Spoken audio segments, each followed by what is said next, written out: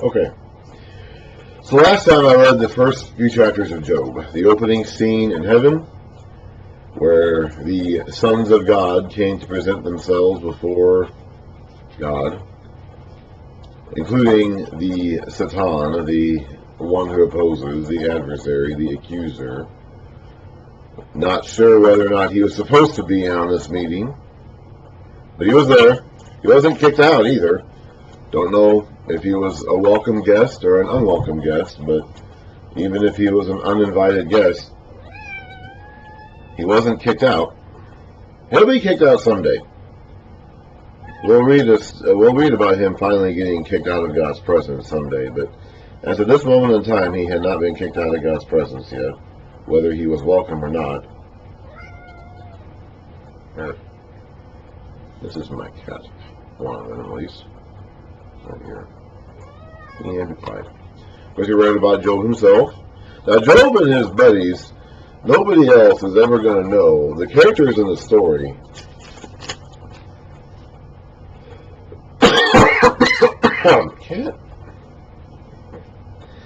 the characters in the story are never going to know about the wager that took place between God and the Satan. Stop that. Stop that. So they're never going to know. So everything they talk about all throughout the rest of the book is going to be spoken in ignorance of the actual reality of what's happening.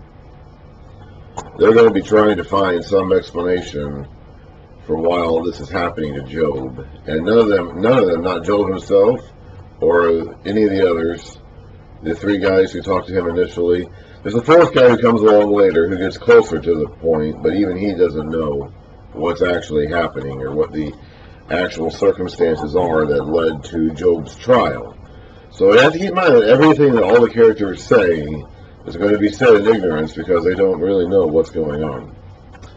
And we read Job's, and of course we read the account of Job's disasters, and we also read about Job's friends arriving and sitting with him silently for a week, and then Job breaking the silence with a lament about him ever being born. And we discussed how Job's problem, his mindset, his what he's thinking of right now.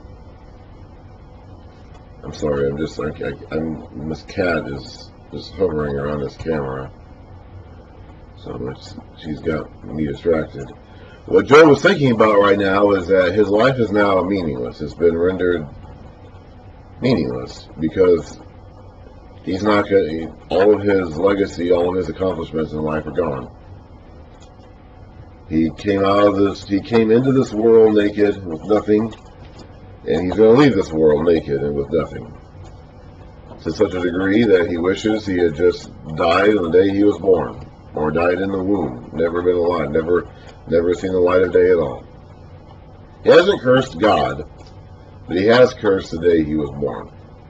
And he has declared his life to have been ultimately now meaningless because he has nothing to show for it. His name is going to be gone. He's going to die and be forgotten with nothing to speak for his presence in life.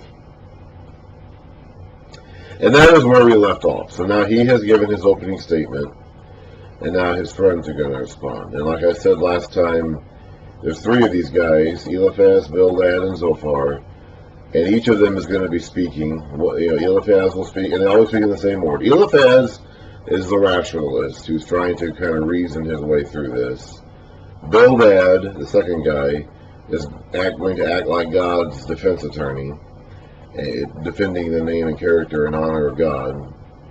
And Zophar, the third guy to speak, is going to be acting like a prosecuting attorney, being very direct and challenging Job to admit his guilt, his hidden secret guilt that surely has led to his catastrophes. And so each of these three guys is going to speak, and Job is going to respond. So one guy, Eliphaz, is going to speak, and then Job is going to respond to him. And then Bildad is going to speak, and Job is going to respond to him. And Zophar is going to speak, and Job is going to respond to him. And they're going to do this three separate times. There's three cycles of speeches. So here we go. This is going to be most of the book of Job. This was a part of the book of Job that most people probably haven't read. So here we go. Job 4, verse 1. Then Eliphaz, the Temanite, replied. So he is responding to Job's opening statement of despair and disgrace and cursing the day he was born. Not cursing God, but cursing the day he was born. If someone ventures a word with you, will you be impatient? But now remember also, all of this is going to be spoken in poetry. Okay? This is a big picture book. We need to keep in mind the big picture, the message that's being said here through the mouths of these speakers. Let's not get too fussed over the details of each individual. I'm sorry, I have a cat up there, and I'm constantly concerned that she's going to come down and knock this camera out. Here she comes, actually. Okay. So let's not get too fussed over the details of each individual line. Let's keep the broader picture in mind as we go. Okay, so if someone ventures a word with you, will you be impatient? So he's asking basically for permission to speak here. But who can keep from speaking? Think about how you have instructed many, how you have strengthened feeble hands. Your words have supported those who stumbled. You have strengthened faltering knees. So Eliphaz here seems to be acknowledging what we have known from the narrator of the book, from Job 1, and that Job was a good guy. He was righteous and upright and did the right thing. He was a follower of God who behaved as followers of God ought to behave. Eliphaz seems to be acknowledging that here. But now trouble comes to you, and you are discouraged. It strikes you, and you are dismayed. Should not your piety be your confidence, your confidence, and your blameless ways your hope? So he should be able to lean on his righteousness and be confident that this will get him through. He doesn't need to be despairing in darkness of the day he was born if he really is as good a guy as we all thought he was. Consider now, who, being innocent, has ever perished? Where were the upright ever destroyed? As I have observed, this is this guy's observation, those who plow evil and those who sow trouble reap it. So you get what you put into life. If you put in trouble, you get trouble. At the breath of God, they are destroyed. At the blast of his anger, they perish. The lions may roar and growl, yet the teeth of the great lions are broken. The lion perishes for lack of prey, and the cubs of the lioness are scattered. Hunting lions was a big deal in that area of the world at that time. I don't know if the lions still exist in that region. I think they might have been hunted out of there over these centuries. But at this point in time, lions were a very common imagery. And we're going to see this all throughout the Bible. All throughout the Old Testament, at least. This wasn't unique to Israel. I mean, these guys aren't Israelites. Lions were common in other areas of the world at this point in time and were common imagery. Your strength as a hunter was often determined by how many lions you could kill.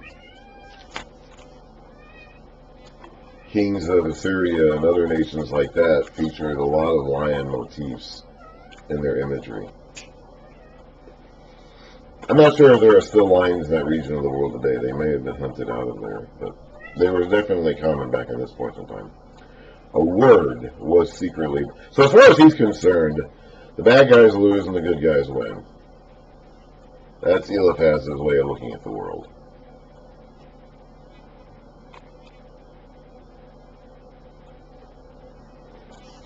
A word was secretly brought to me. My ear, he's still talking. A word was secretly brought to me. My ears caught a whisper of it. Amid disquieting dreams in the night, when deep, so here's having trouble sleeping, when deep sleep falls on men, fear and trembling seized me, and made all my bones shake. So he was lying awake at night, unable to sleep. My cat has crawled behind the dresser and pulled out an enormous dust ball and is now in the process of eating it. Cats. A spirit glided past my face, so he's being haunted by ghosts or something, and the hair of my body stood on end. It stopped, but I could not tell what it was. A form stood before my eyes, and I heard a hushed voice. Can a mortal be more righteous than God? Can a man be more pure than his Maker? If God, that is still the spirit or the ghost speaking, if God places no trust in his servants, his divine, his heavenly council servants here, if he charges his angels with error, how much more those who live in houses of clay, that's mortal beings, that's flesh and bone men and women, whose foundations are in the dust, who are crushed more readily than a moth. Between dawn and dusk, they are broken to pieces. Unnoticed, they perish forever. There's an idea of dying out without being remembered. Are not the cords of their tent pulled up so that they die without wisdom? You stop this right now. Right now, you stop this. Can't leave that alone. Come on.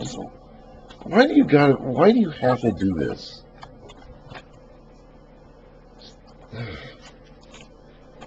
It's so frustrating. Like, she never climbs on this table, except when I'm here trying to use it.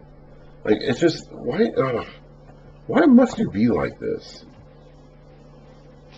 You're such a nuisance.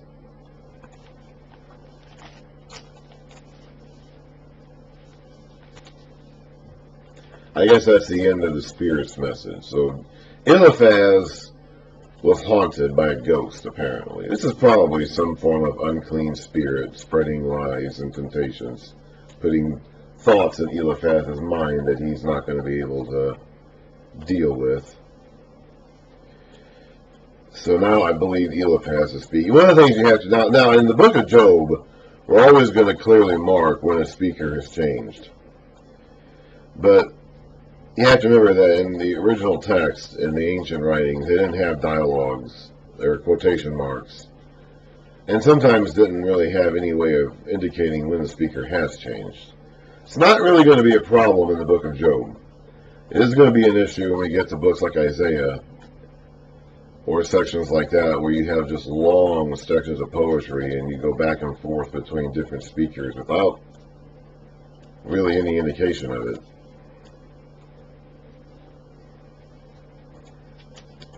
So now I believe Eliphaz is speaking himself again here. It is not quoting his spirit friend, visitor. Call if you will, but who will answer you? To which of the holy ones will you turn? Resentment kills a fool, and envy slays the simple. I myself have seen a fool taking root, and suddenly his house was cursed.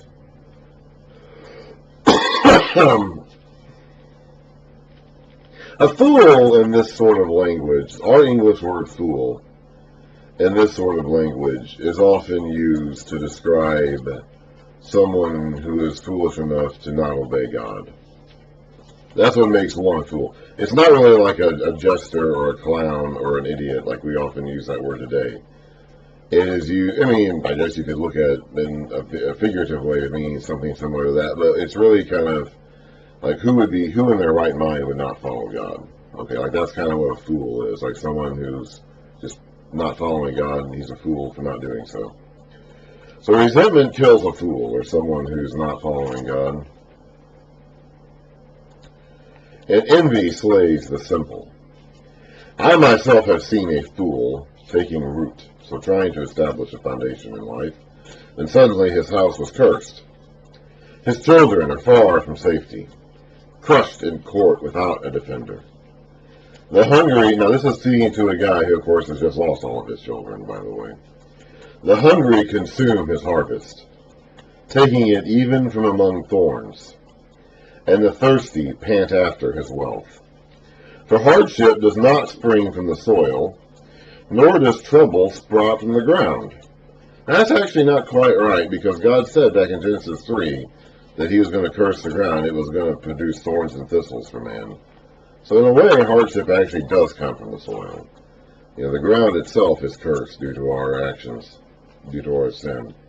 Yet man is born to trouble, as surely as sparks fly upward. But if it were I, so if I were in this predicament, which, good heaven, thank heavens I'm not, Job, but if I were in this predicament, here's what I would do. I would appeal to God.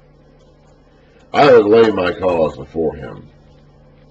He performs wonders that cannot be fathomed, miracles that cannot be counted. He bestows rain on the earth. He sends water upon the countryside. The lowly he sets on high, and those who mourn are lifted to safety.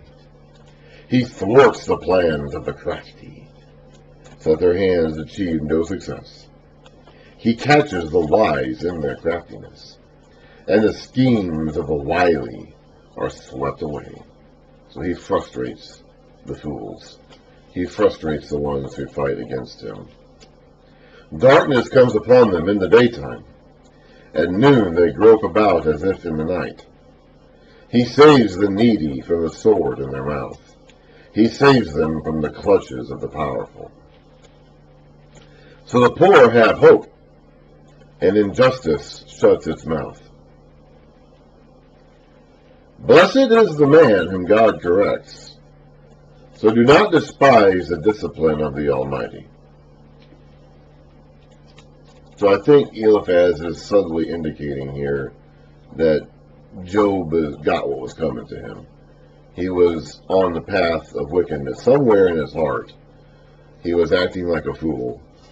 And now God is trying to set him on the correct course by disciplining him here. For he wounds, but he also binds up. He injures, but his hands also heal. From 6 calamities he will rescue you. For 7, in 7, no harm will befall you. In famine he will ransom you from death, and in battle from the stroke of the sword. You will be protected from the lash of the tongue, and need not fear when destruction comes. For you will have a covenant with the stones of the field, and the wild animals will be at peace with you. You will know that your tent is secure. You will take stock of your property and find nothing missing. You will know that your children will be many. Now he had many children, but they're all dead. And your descendants like the grass of the earth. You will go to the grave in full vigor, like sheaves gathered in season. We have examined this. I'm assuming he's talking about the other 2 guys standing there with him. And it is true. So hear it and apply it to yourself. So Eliphaz's response to Job's opening lament basically is that good guys win, bad guys lose. God is going to make sure of that. God is going to frustrate the plans of the wicked and take the lowly, the humble, the meek, and set them on high. And so that clearly you must be being disciplined by God right now. We've heard about all your great deeds. He said at the beginning, all of your great deeds, all of your great acts. But somewhere in there had to be some hidden sin that you're not confessing. And this is what's caught up with you.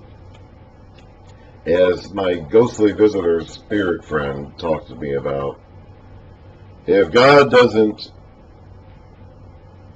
treats angels harshly, like if God doesn't make excuses for his angels when they don't perform up to snuff, how much less is he going to tolerate the wickedness of man living in clay jarred houses of clay and made of mud as we are?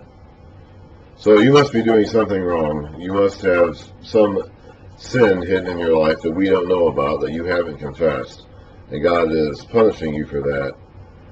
But if you turn to him, if you let go of that, if you repent of that and turn to him, he'll set you back on your course, and you'll enjoy all the blessings of life again, and you'll have children again, and you don't have to go down to the grave in darkness and despair like you were lamenting about earlier. That's basically Eliphaz's response to Job's opening lament. So in the next, we're going to read about Job's response to Eliphaz.